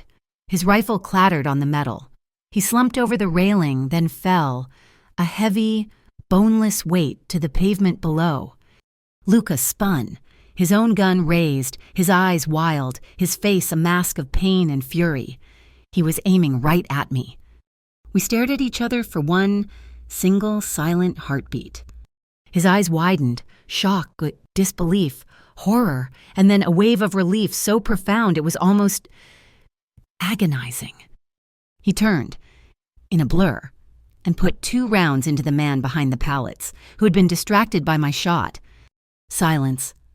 The alley was suddenly horribly quiet. The only sounds were the crackle of the fire and the distant wail of sirens. I was still standing there, the gun held out in front of me. It was so heavy. It slipped from my numb fingers, clattering on the wet pavement. I just stared at the man I had killed. Luca was on his feet, stumbling, clutching his bleeding side. He crossed the alley in 3 strides. "Jenna!" He grabbed me by the shoulders, his grip like steel. "What the hell are you—" "I told you to lock the door. I told you. I told you." He was yelling, but his voice was breaking. He wasn't angry. He was terrified. He was... I couldn't speak. I just pointed, my hand shaking, at the man on the pavement. He was on the... You didn't see... Luca looked. He saw the man. He saw the rifle. He understood. "Oh, God," he breathed. He pulled me into his arms, crushing me against his chest, his good hand burying itself in my hair. He was shaking. Or maybe I was. I couldn't tell. "You're okay," he mumbled, his voice thick, his lips against my temple. "You're safe. You're okay." He was covered in blood, his blood, and now it was on me. "Boss, we have to go, now," Vinny was yelling, running toward us. Luca just held me tighter, shielding my face, turning me away from the man I had shot, and pulled me toward the black car waiting at the end of the alley. We collapsed back into the penthouse as the sun was starting to bleed into the sky. Carla was there, her face a pale mask. She took one look at Luca and went for her medical kit. I went to the shower. I stood under the scalding water, scrubbing my skin, but I couldn't get the smell of gunpowder off my hands. I couldn't unsee the man folding. I had taken a life. When I came out, wrapped in a towel, my body raw, he was there. He was sitting on the edge of the bed, shirtless. Carla had stitched and bandaged his side. His vest had stopped the worst of it, but the bullet had grazed his ribs. He was bruised and battered, his scars stark against his pale skin. He just looked at me. The adrenaline was gone, leaving us both hollowed out, trembling. "Jenna," he said, his voice a low rasp. "I killed him. Luca," I whispered, the words tasting like ash. I took his, You saved me," he said, his voice absolute. He stood up, walked to me, and just pulled me against his bare chest. I collapsed against him, my face pressed into the warmth of his skin. "You saved me," he said again, his arms wrapping around me, holding me up. This wasn't like the first time we'd made love. That was a discovery. This was desperation. This was an anchor in a hurricane. He kissed me, and it was raw and deep and tasted of blood and fear and a terrible, ragged relief. We fell onto the bed, a tangle of limbs. It wasn't soft. It wasn't romantic. It was urgent. It was life, clinging to life. His hands were frantic, moving over my arms, my back, my legs, checking me for wounds he might have missed. My hands were gripping his shoulders, feeling the steady, powerful beat of his heart, reassurance that he was here. He was alive. It was a clumsy, breathless, grounding act. It was his lips on my neck, his weight pressing me down, his whispers in my ear, and it wasn't about sex. It was about surviving. It was two people who had just walked through fire and were clinging to each other on the other side. After, we lay in the tangled sheets. The adrenaline had faded, leaving an exhaustion so deep it was in my bones. He held me, his bandaged side pressed against me. "When I heard Vinny on the comms," he whispered, his voice rough. "When I heard that you were on the street, I thought He couldn't finish. He pulled me closer, his arm a heavy bar over my waist. "I can't lose you, Jenna." I was still... He had never said anything like it. He turned, wincing as he moved, so he could look at me. His eyes were dark, all the armor gone. He was just Luca. "I'm falling for you," he breathed, the confession hanging in the dawn light. "I think I have been since you smiled at me in that bar, all blood and courage." I looked at him, the mafia boss, the killer, the haunted man, the man I had just killed for, the man who was now saying he was falling for me. The world was burning down around us. I reached up and touched the scar on his collarbone. Then I touched the fresh bandages on his side. I looked him straight in the eye, my own resolve hardening. "Then let's finish this." The raid on the cartel warehouse was a brutal victory, but an incomplete one. Marcus Veloz had not been there. He had sacrificed his entire operation, his men, and millions in product, just to escape. He had slipped the net. Luca was healing, but the wound in his side was nothing compared to the fury that now lived in him. The penthouse was no longer a fortress. It was a command center. The quiet war was over. This was now a hunt. He moved with a predatory stillness, his focus absolute. He was planning his endgame. He knew Veloz was wounded, desperate, and looking for a way to reestablish his supply line. Luca began to feed bad information through a known mole in his own organization, a man he had been saving for just this moment. He was setting a trap, a final, spectacular deal was being arranged for a massive, phantom shipment of weapons. The location, an abandoned textile warehouse by the old river docks. It was not a meeting, it was a kill box. While Luca planned his war with maps and men, I was planning my own. I was not a soldier, and I couldn't track shipments, but I had a different kind of intelligence, so I knew the woman Veloz kept. Her name was Lila. I knew her from the lantern. She wasn't just his girlfriend, she was his property. She used to come into the bar late, always alone, always surrounded by his men. She wore designer clothes that never quite managed to hide the shadows in her eyes, or the faint, yellowing bruises on her wrists. Veloz thought she was his loyal pet. I knew she was just a prisoner in a much more expensive cage. I knew, because I was her. She was the one person who would know where Veloz was truly hiding, not the deal location, but his real bolt hole. This was a move Luca would never, ever approve. It was reckless. It was stupid. It was walking into the fire. So I had to do it alone. I laid my plan carefully. I used Carla, who had, over the past weeks, thawed from an icy jailer to a reluctant, silent ally. I told her I had an emergency appointment with Dr. Alani, the therapist. I had already set up the fake appointment as a cover. Nico, as always, was my shadow. His orders from Luca were absolute. I was not to be left alone for a single second. He drove me, his face set in stone, the car a silent, armored box. "I need to use the restroom," I said, as we pulled into the lobby of the medical building. I think I'm going to be sick." Nico's head snapped around, his expression concerned. At that exact moment, Carla, who had driven separately, stumbled through the lobby doors, clutching her chest. "My heart," she gasped, collapsing near the security desk. It was the distraction, Nico cursed, his duty to me warring with the sight of a woman in distress. "Stay in the car, lock the doors," he commanded, before jumping out to help her. He was gone for less than 2 minutes. It was all I needed. I slipped out the other side, crossed the street, and got into a waiting cab I had called an hour before from a burner phone. I was invisible.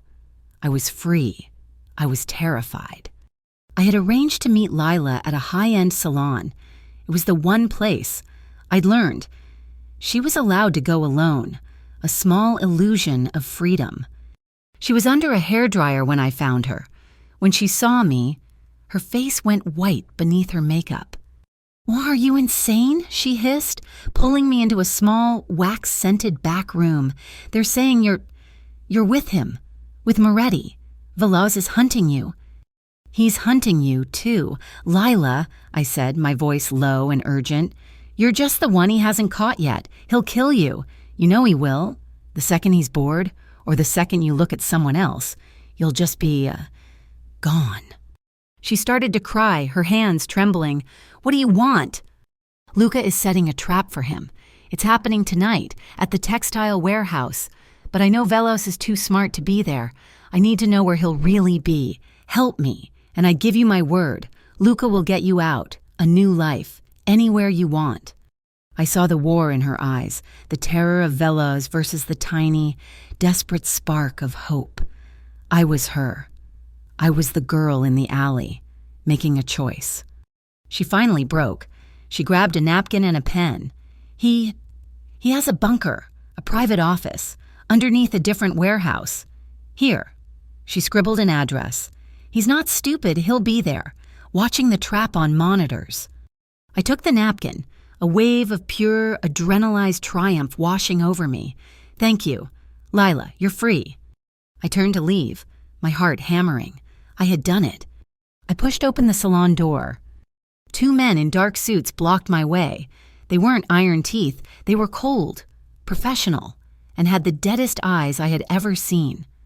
"Miss Hart," the first one said, his voice completely flat, "Mr. Veloz has been wanting to meet you." My blood turned to ice. It wasn't a trap for Luca. It was a trap for me. Lila hadn't betrayed me. Veloz had been watching her all along. The burner phone, the cab. It was all a joke. He knew I would come for the weakest link. They didn't grab me. They just held the door of a black SUV open. The threat was silent. Absolute. My secret mission hadn't just failed. I had just delivered the one thing Luca Moretti cared about, right into his enemy's hands. When the bag was ripped from my head, the first thing that hit me was the smell. Damp concrete and cold steel. I was in a bunker, a sterile, gray room. My hands were tied to the arms of a metal chair. Marcus Veloz was sitting opposite me, casually sipping from a glass of amber liquid. He was not what I expected.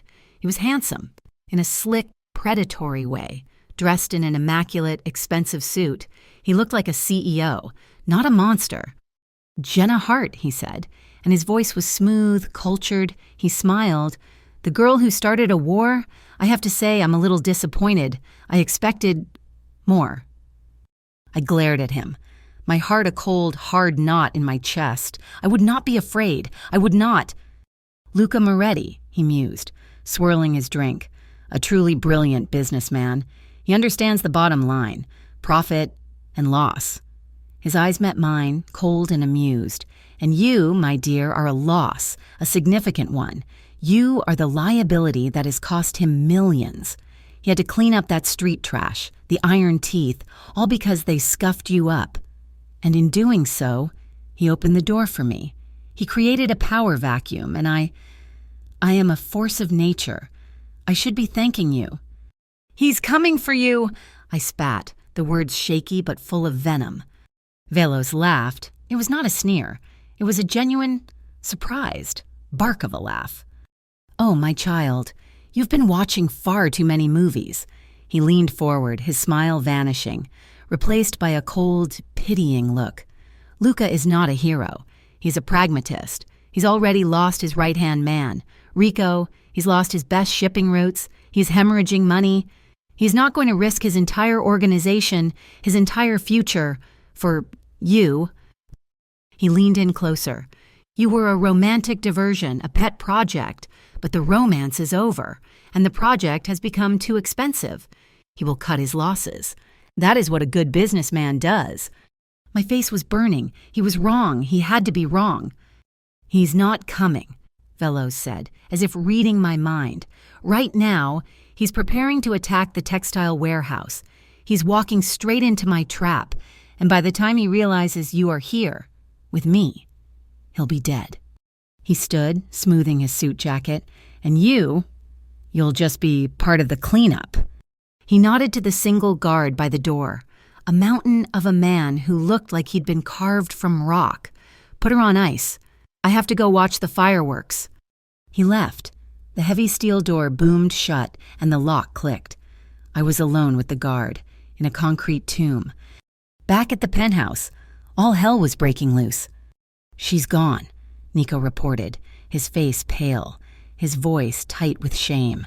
"The diversion at the lobby, Carla, it was a setup. She's gone, boss." Luca was standing by the window, already dressed for his own war, a tactical vest over his black shirt. He didn't turn. "I found this," Carla said, her voice trembling. She held out the note I had left under his pillow, the one I had written, just in case. "Lila, I'm sorry, I had to—" Luca turned, his face unreadable. He took the note. He read the 2 words. His eyes closed. He understood. Everything. My arrogance. My desperation. My mistake. "Where is she?" His voice was a deadly calm. "Angelo's team just got a hit," Nico said, his fingers flying on a laptop. "The tracker. The one you stitched into her jacket lining. She's at the old industrial park, Warehouse 12, by the river." It was the address Lila had written on the napkin. Angelo and Vinny were standing by the elevator, armed to the teeth, ready for the main assault on the textile warehouse. "It's a split," Angelo said, his face grim. "He's trying to divide us, boss. The textile warehouse is the main force. This is a trap for you." The logic was cold, brutal, unavoidable. The smart move, the business move, was to hit the primary warehouse, to cut off the supply line, consolidate power and win the war, to sacrifice one person, even me, for the good of the organization. That was the pragmatist's choice. Veloz was right. Luca looked at the map. He looked at his men, his army. Then he looked at the blinking red dot on the screen that was me. "Vinny," Luca said, "take the men. Execute the plan. Hit the textile warehouse. Burn it to the ground. Take no prisoners." "And you, boss?" Vinny asked, his voice tight. Luca turned and walked to his office. He took off the heavy tactical vest. He was unarmored. He opened a locked drawer. Inside, resting on velvet, was a single, custom-weighted handgun. He picked it up. He began to load a magazine, his movements slow, deliberate, and filled with a silence that was more terrifying than any scream. "I'm going to get Jenna," he said, his voice flat. "Boss, you can't," Angelo pleaded. "It's suicide. It's what he wants. Send us." Luca slid the magazine into the weapon. The metallic click echoed in the silent room. He turned to Nico. "You're with me," he said. "Just you. We are not an army. We are ghosts." He was done being a businessman. He was done being a king. He was just a man who had made a promise to himself long ago. He would not look away. Not again. My guard was bored, and he was sitting on a stool by the door, watching a basketball game on his phone. I had been working at the course rope on my wrists for what felt like an hour. My skin was raw, bleeding. But I had an advantage. A long steel hairpin Carla had given me weeks ago, telling me a woman should always have one. It had taken me 20 minutes to work it from my hair, down my sleeve, and into my bound, bloody fingers. I had to time it. I have to use the bathroom," I whispered, putting a pathetic, broken sob into my voice. "Please." The guard sighed, annoyed, his eyes not leaving his phone. "Hold on, I'll get the woman." "Please," I cried, letting my voice crack. I think I'm going to be sick. Right now. Please, I don't want to make a mess." That got his attention. He growled, stood up, and fumbled for a key on his belt. He walked over to untie me from the chair. "Fine, but you try anything." The second the rope loosened on my right hand, I moved. I was not the girl from the bar. I was not the girl who ran. I was the girl who had saved Luca's life. I drove the hairpin, gripped tight in my fist, straight up and into the soft, fleshy part of his neck, right under his jaw. He made a sound, a horrible, wet, choking gurgle. His eyes went wide with pure shock. He couldn't scream. He just grabbed at his throat, his massive hands fumbling, his phone clattering to the concrete. I didn't wait to watch. I kicked him, as hard as I could, in the side of his knee. I heard a pop. He went down. I scrambled for the door. It was heavy, steel, but the key was in the lock. I threw it open and ran. I was in a bare, concrete hallway. I ran, barefoot, my feet slapping on the cold, damp floor. I heard shouting behind me. The alarm. He must have hit a button. I found a stairwell and threw myself down it, my lungs on fire, and I burst out of a steel side door and into chaos. I was in a service alley, a canyon of brick and steel between two massive, dark warehouses, the sounds of a massive firefight, automatic weapons, explosions, were coming from the next block over. Luca's trap. It was happening. And he was there. Marcus Veloz, standing by a black car, shouting into a phone. What do you mean he's not there? Then where the hell? He saw me. His face, illuminated by the flashing lights of the battle, went from confusion to pure rage. "The bitch is out! Nada!" he screamed. "Get her!" Two of his men who had been guarding the car turned, raising their rifles. I was dead. I was out of time. A black sedan, one I knew by the sound of its engine, skidded around the far corner of the alley, its tires screaming. It wasn't slowing down. The passenger window was down. Luca was in the seat. He wasn't wearing a vest. He was in his shirt sleeves. His arm was braced on the door. He raised his gun. "Pop! Pop!" The two men in front of me crumpled to the ground. Veloz stared, his face a mask of complete, utter disbelief. Moretti. Nico was at the wheel. He slammed the brakes, the car sliding to a perfect, sideways stop just feet from me. Luca was out of the car before it even stopped moving, his eyes on me. He saw me, barefoot, my dress is torn, my hands. I looked down. They were covered in blood, the guard's blood. "Jenna!" he roared. "He's not a businessman, you son of a bitch!" I screamed at Veloz, my voice cracking with a wild, desperate triumph. Veloz raised his own gun. He was aiming at Luca. But Luca was faster. He had been a ghost for an hour. Now he was a storm. He didn't hesitate. He didn't aim to wound. He didn't aim for the leg. He fired once, a single, precise, deafening shot. Veloz stiffened. He looked down at the dark, blossoming spot on his perfect, expensive suit, right over his heart. He looked back up at Luca, his expression one of pure, blank surprise. Then he fell, like a puppet with its strings cut. Luca grabbed me. He yanked me behind him, shielding me with his own body as more men poured out of the bunker door, their guns raised. "Nico, the door!" Luca yelled. Gunfire erupted. It was deafening. The alley lit up with muzzle flashes. Nico was laying down cover fire from the driver's seat, shattering the concrete near the door. Luca was firing over my head, pushing me backward. "The primary is hit, boss!" Nico yelled over the noise. "Vinny's team just lit the fuel depot. The whole block is going up." As if summoned, a massive explosion from the next warehouse ripped through the night. The ground shook so hard I fell to my knees. Fire, brilliant and terrifying, shot into the sky. The warehouse we were in, the one Veloz had been using, began to groan, the metal screaming. The fire was spreading. "Go! Go! Go!" Luca yelled, hauling me to my feet. He shoved me through a narrow side exit I hadn't even seen, a gap in a chain-link fence. We ran. Through a maze of burning dumpsters and abandoned loading docks, the world was fire and smoke and the scream of sirens in the distance. We piled into the back of the sedan. Nico threw it in reverse, spun the car in a cloud of burning rubber, and we were gone. We sped through the industrial wasteland, back toward the city, the lights of the skyline a promise of safety. I just stared. At my hands, they were covered in blood, his blood, the guards, and my own from the ropes. I started to shake. It began in my hands and spread, a violent, uncontrollable tremor, until my whole body was vibrating. Luca was beside me, breathing hard. He was whole. He was alive. He reached for me, his hand warm. I flinched. He stopped, his hand hovering in the space between us. "Jenna," he said, his voice raw, pained, and I broke. The sobs tore out of me, jagged and ugly, all of it, the fear, the running, the salon, the hairpin, the blood, the man I had killed, the man I had just watched Luca kill, the fire. Luca didn't say a word.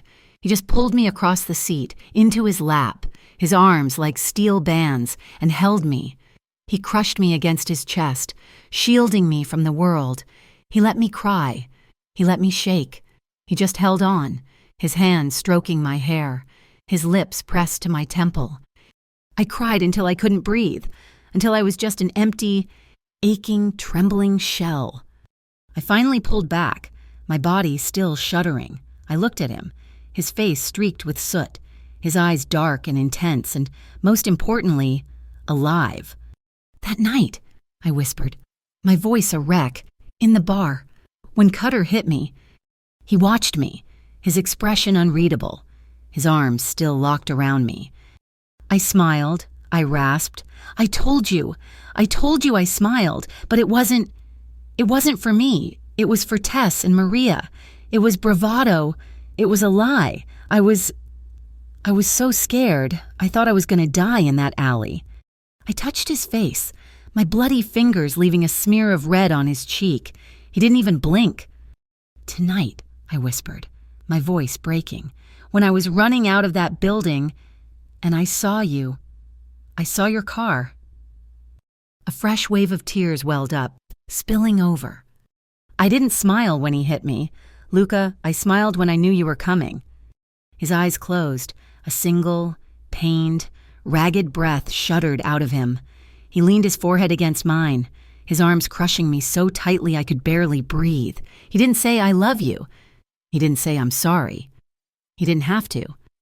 It was in the way he held me. It was in fact that he was here. He had come. Velos was wrong. He wasn't a businessman. Not tonight. He was a monster. He was a killer. He was the most dangerous man I had ever met. But he was my monster, and he had come for me. The fire from Velos's warehouse seemed to burn for days, a column of black smoke on the horizon that marked the end of a war I had started by accident. In the weeks that followed, a new kind of quiet settled over the city. It was not peace. Not really. It was the sound of a vacuum being filled. With Velos and his cartel shattered and the iron teeth broken and scattered, Luca's organization consolidated its control. It was not a violent takeover. It was simply an assumption of power. The streets felt safer, but the air was heavier. Luca Moretti was no longer just a powerful shadow in the underworld. He was the power. The king was on his throne, and the city held its breath. Life in the penthouse became strangely, terrifyingly normal. The war room was dismantled. The men with guns stopped patrolling the halls. Carla still came, but she no longer looked at me as a charge. She looked at me with a quiet, almost fearful respect. But the girl who had fought her way out of a concrete bunker was just as restless as the girl who had been locked inside one. I had been a victim, a protected asset, a soldier, and now, what was I? I found my new war in the ruins of the old one. "I want to reopen the old women's shelter on 10th Street, I told Luca one evening. He was in his office, signing a stack of papers, and he didn't look up. "It's been derelict for 5 years. It's in Vinny's territory." "I know. That's why I need you to give it to me." He finally looked up. His eyes were dark, assessing. "A shelter." "For women," I said, my voice gaining strength. "Girls like I was. Girls who are running. Girls who need a locked door that only they have the key to." I didn't have to say her name. I saw it in his eyes.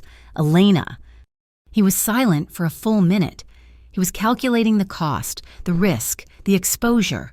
I saw the businessman warring with the man. "It will be a target," he said quietly. "It will put you in the open." "I'm tired of being in the shadows. Luca, I'm not hiding anymore." He just nodded, a single, sharp motion. "I will have the deed drawn up. The funding will be anonymous. routed through a foundation. It will be clean." "No," I said, and his head snapped up. "No? A, it won't be anonymous. It will be named for her, the Elena Moretti Foundation. Her name, her story. It deserves to be in the light, even if yours can't be." The cold mask of the boss cracked. He stared at me, and I saw the ghost of the man who had confessed his pain, the man who had lost his sister. He couldn't speak. He just reached across the desk, his hand covering mine. His skin was warm. He was telling me yes. The next 3 months were a blur of work. I wasn't just fixing a building, I was rebuilding a part of myself. I managed contractors. I sourced furniture. I hired staff. I interviewed women who had been through hell and had come out the other side, ready to help others.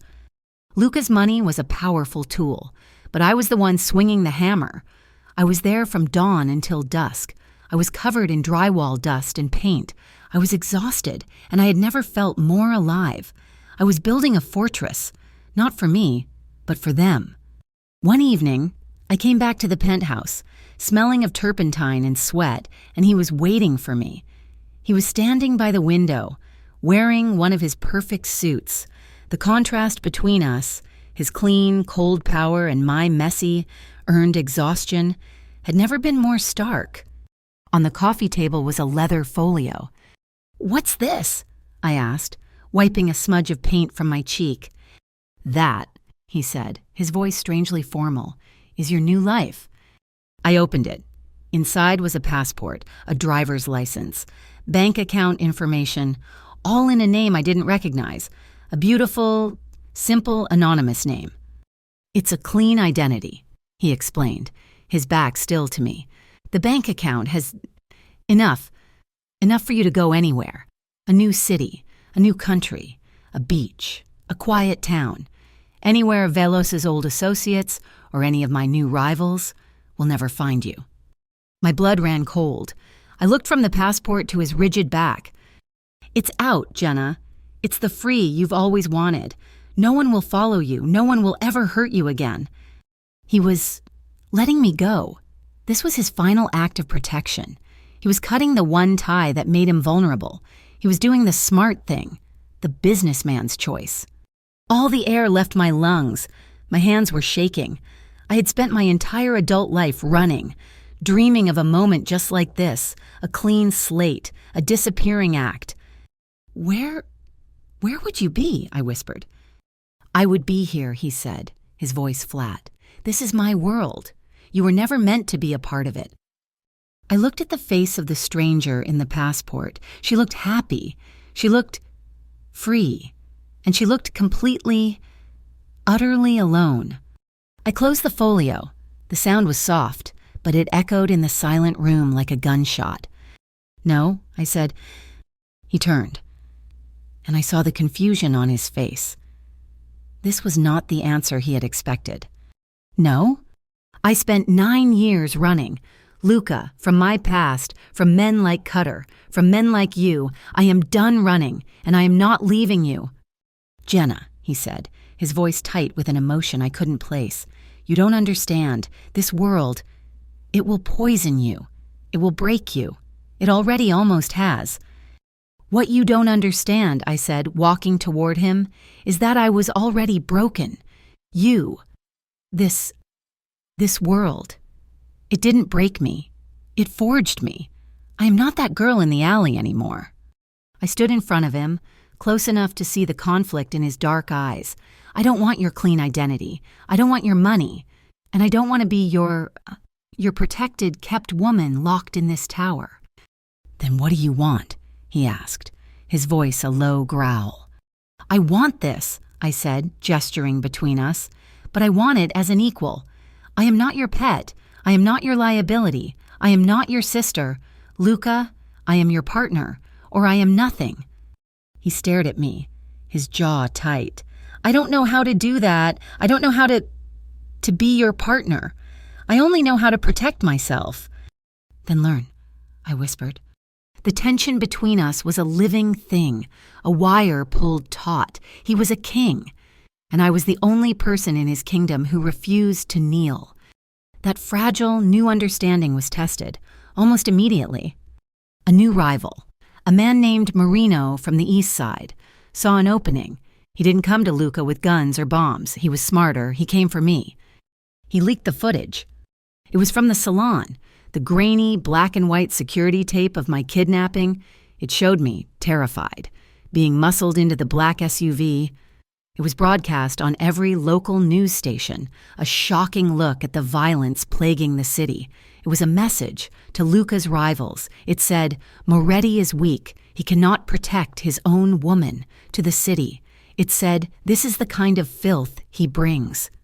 The shelter, my project, my name, which had been so carefully kept out of the papers, was now everywhere.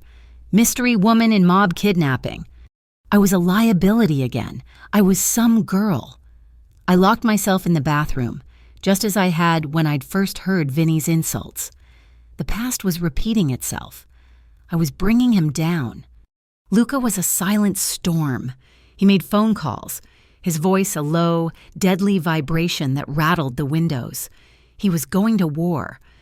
But this wasn't his war to fight, it was mine. Call a press conference, I said, walking out of the bathroom. Luca stopped, his phone in his hand. What? Call a press conference at the shelter tomorrow, noon. I'm going to face them. Absolutely not. Nah, he exploded. The first time I had ever heard him truly lose control. You're not going to stand in front of a pack of wolves. I will handle Marino. I will. You will handle him your way, with fists and guns, and you will only prove him right. You will only make me look like a possession you're fighting over. I walked to him, taking his face in my hands. His skin was hot, his eyes frantic. This is my fight. Luca, he attacked me. He used my face. I have to be the one to answer. You said you wanted to learn. Learn. Trust me. Let me fight my way. He looked like he was going to be physically ill. He was a man of absolute control, and I was asking him to let go of the one thing he couldn't bear to. But he saw the steel in my eyes. He saw the girl he had trained. He just nodded, his throat working. The next day was a circus. The street in front of the half-finished Elena Moretti Foundation was crammed with news vans. Cameras flashed like strobe lights. The reporters were a shouting, hungry mob. I walked out of the front door, alone. I was terrified. My knees were shaking. But I thought of Cutter. I thought of Velos. I thought of the man I had killed. This was just words. I stood at the podium we had set up. I looked at the sea of microphones. My name is Jenna Hart, I said, my voice clear and strong. It carried in the sudden silence. Yesterday, you all saw a video of me. You saw me at the worst, most terrifying moment of my life. You saw me being taken by a man named Marcus Veloz, a man who hurt people, a man who dealt in pain. I paused, letting the words sink in. You saw me as a victim, and I was, but that is not who I am. I am a survivor, and I am standing here today. We are all standing here today to open a place for survivors. The Elena Moretti Foundation will be a home for women who have seen the worst of this city, women who have been victims, and it will be a place where they, too, can learn to be survivors. A reporter shouted, Miss Hart, what is your relationship with Luca Moretti? Is it true he started a gang war over you? I met the reporter's gaze. I was a waitress at a bar. I was assaulted by a violent man. Luca Moretti saved my life. Yes, he protected me when no one else would. He gave me a safe place to heal, and he gave me the funding to build this place so that other women can heal. If that's the kind of violence we're talking about, then he's not the man you should be afraid of. You should be afraid of the men who make places like this necessary. I answered their questions for 20 minutes. I didn't flinch. I didn't hide. I owned my story. I ended it, and I walked back inside, the sound of my own heartbeat drowning out the cameras. Luca was not at the penthouse when I got back. He'd not been at the press conference. He'd respected my wish. He'd let me fight my own battle. I was alone until late. I was sitting on the couch, the adrenaline gone, leaving me exhausted when he finally came home. He walked in, his suit jacket off, His tie loosened. He just looked at me. A long, quiet look. I couldn't read his expression. "You were magnificent," he said, his voice rough. "You saw it?" "I was in a car, down the block. I've never been so proud or so terrified." He walked into the kitchen. I followed him. He was opening the refrigerator, pulling out containers, a full, warm meal. He had brought food. "Where were you, Luca?" I asked quietly. He turned, and I saw his hands, his knuckles. They were split open, raw and bruised. He had fought his battle, too. "Marino," he said, his voice flat as he set a plate on the counter. "He understands the new arrangement. He will not be a problem again." He had handled the rival, his way, but he had waited. He had let me handle it my way, first, and then he had come home, not with flowers, but with bruised knuckles and a hot meal. It was the most romantic thing anyone had ever done for me. That night, the last piece of the wall between us crumbled. We were in the living room. The city was a glittering carpet below us. The argument started quietly. It was the same argument we had always had, but the words were different now. "I can't live like this, Luca," I said, my voice tight. "I can't live waiting for your knuckles to heal. I can't live knowing that every time I walk out the door, you have men watching me." "It's the only way to keep you safe," he said, his voice rising, the frustration of the past few days boiling over. "Jenna, you faced them down. You were incredible, and it just painted a bigger target on your back. Don't you see that?" "So what? I go back to the cage? I'm your equal as long as I stay in this penthouse? That's not a partnership, Luca. That's just a longer leash." "It's my life," he roared, and the word echoed in the vast room. "It is the only life I have, the only one I know how to live, and I will not lose you the way I lost Elena. I can't." The vulnerability was back, raw and bleeding. He was terrified. He was trapped by his own past, and he was trying to trap me with him. I went to him.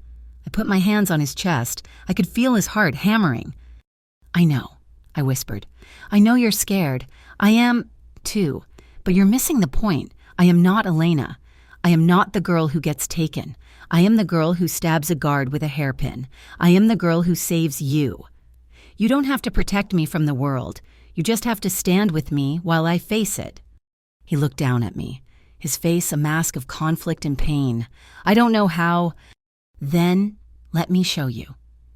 I looked up at him, my resolve solidifying into a final, unbreakable promise. "I am not leaving you, and I am not hiding, so you have a choice. You can try to keep me your prisoner, and you will lose me, or—" I reached up, touching his bruised hand, "or you can build the kind of world I can be free in with you." His breath hitched. He stared at me, truly seeing me, not as a ghost, not as a liability, but as me, Jenna, his equal. He leaned his forehead against mine, his eyes closing. "Then we build it," he whispered, "together." That night, we made love. It was not the desperate, frantic collision after the fire. It was not the hesitant discovery of that first night. It was a treaty. It was slow. It was grounded. He undressed me with a reverence that made my skin ache. His hands, calloused and bruised, were so gentle. He kissed the scar on my lip. He kissed my palms. I undressed him, my hands tracing his own scars, the old ones, the new one on his side. I was not afraid of them anymore. They were just part of the man I loved. There was no desperation. There was just presence. We lay in the dark, skin to skin, just breathing each other in. We looked at each other, really looked, in the dim light of the city. We held hands. He whispered promises against my throat, not of safety, but of partnership.